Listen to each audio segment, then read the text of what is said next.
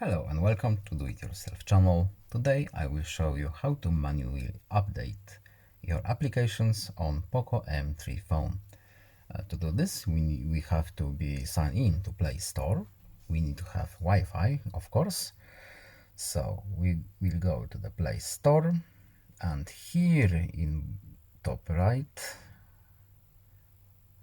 and we have Manage Apps and Device. We will go here.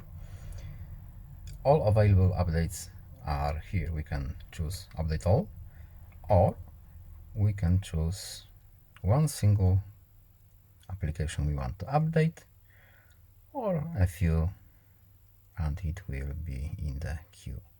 For example, we can choose this one, and it's now updating and installing, and it will be done in a second. Oh, that's it.